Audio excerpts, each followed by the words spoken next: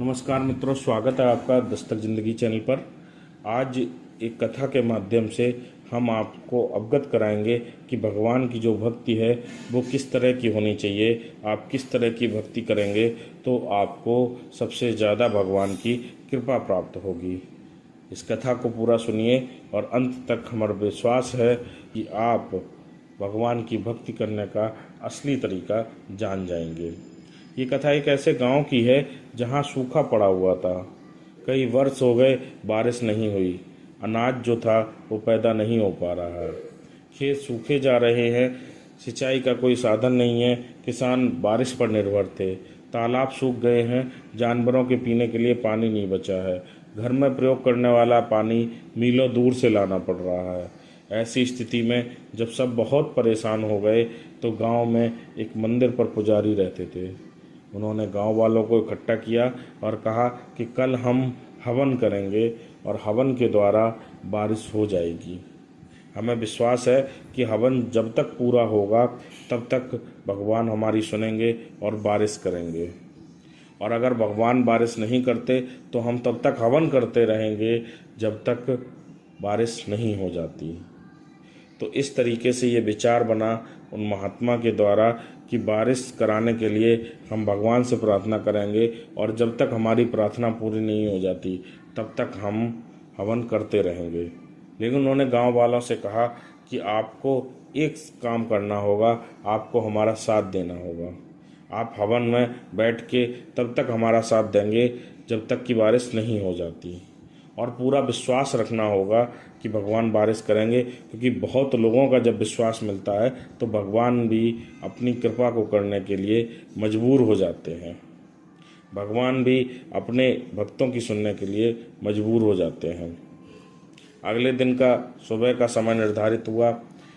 सभी से कहा गया कि नहा धोकर आके मंदिर में आपको जो प्रांगण है उसमें अपने अपने स्थान पर बैठ जाना है, और जो पुजारी जी थे वो हवन करेंगे। और कोई भी व्यक्ति जब तक बारिश नहीं हो जाती तब तक प्रांगण को छोड़कर नहीं जाएगा। बच्चों को और वृद्धजनों को इस संकल्प से मुक्त रखा गया। अगले दिन सुबह जब पुजारी जी हवन की तैयारी कर रहे थे, उसी समय कई लोग गांव के जो थे वो आए और अपने अपने स्थान पर बैठ गए। पुजारी जी हवन की तैयारी करते और बीच में जो आश्रम के प्रांगण का गेट था उसकी तरफ देखते रहते। लोगों को समझ में नहीं आ रहा था कि पुजारी जी किसका इंतज़ार कर रहे हैं, जबकि लोग लगातार आ रहे थे, लेकिन पुजारी जी की आंखें लगातार गेट की तरफ इस तरह से देख रही थी जैसे वो किसी खास व्यक्ति का इंतज़ार कर रहे हों। थोड़ी देर बाद एक बालक जो 7-8 वर्ष की उम्र का था वो प्रांगण में प्रवेश करता है अपने हाथ में छाता लेकर, और उसको देखते ही पुजारी जी प्रसन्न हो जाते हैं और हवन को प्रारंभ करने का संकल्प करते हैं। लेकिन उससे पहले पुजारी जी लोगों से कहते हैं कि देखिए, मैंने आपसे कहा था कि हम भगवान से तब तक प्रार्थना करेंगे जब तक कि भगवान बरसात कर नहीं देते, लेकिन आप लोगों ने उस संकल्प को मन से नहीं माना। भगवान भी आपकी तभी सुन सकते हैं जब आप उनके ऊपर निर्भर हों और उन पर विश्वास करें। कहा भी जाता है कि जो भक्ति होती है, विश्वास होता है, वही पलटकर आपको कृपा के रूप में प्राप्त होता है। आप जितना ज़्यादा विश्वास करेंगे उतनी ज़्यादा भक्ति होगी और उतना ज़्यादा आपको कृपा मिलेगी। इस बालक के हाथ में छाता देखकर आप समझ सकते हैं कि इसने ही इस पूरी प्रक्रिया पर सबसे ज़्यादा विश्वास किया है। इसे पता है कि इस हवन के द्वारा बरसात होगी, भगवान हम पर कृपा करेंगे, और जब बरसात होगी तो छाते की आवश्यकता जरूर होगी। इसके मन में बिल्कुल भी भ्रम नहीं है कि बरसात होगी या नहीं होगी, जबकि आपके मन में कहीं ना कहीं भ्रम है। कोई कोना है जहाँ पर ये शंका छिपी हुई है कि भगवान बरसात करेंगे या नहीं करेंगे। इस बालक के माध्यम से आप समझ सकते हैं कि आपकी जो भक्ति है, आप जो भगवान के प्रति आस्था रखते हैं, उसमें भगवान आपसे क्या चाहते हैं।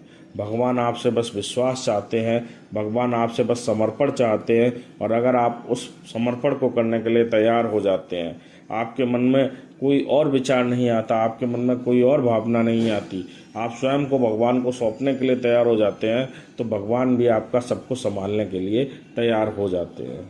इस कारण जो पूरी कथा थी, ये पूरा जो संस्मरण था, उससे आपको ये सीखने को मिलता है कि भगवान के प्रति बिना शंका की, बिना भय की, बिना किसी प्रकार के भावना की आपको भक्ति करनी है, केवल और केवल उनमें समर्पित होकर। आपके मन में कोई शंका नहीं होनी चाहिए, कोई भय नहीं होना चाहिए, कोई विकल्प नहीं होना चाहिए। बस उनके प्रति समर्पित हो जाइए, वो आपका सब कुछ अच्छा कर देंगे। कहा भी जाता है कि आप जो सोचते हैं, भगवान हमेशा उससे ज़्यादा अच्छा सोचते हैं। तो क्यों ना ज़्यादा अच्छा के लिए उन पर निर्भर हो जाया जाए। इस कथा के माध्यम से आपको पता चला कि भगवान की भक्ति किस प्रकार की करनी चाहिए, मन में क्या भावना रखनी चाहिए। अगर आपको ये कथा अच्छी लगी तो कमेंट बॉक्स में इसके बारे में लिखिए। वीडियो को लाइक कीजिए, चैनल को सब्सक्राइब कर लीजिए।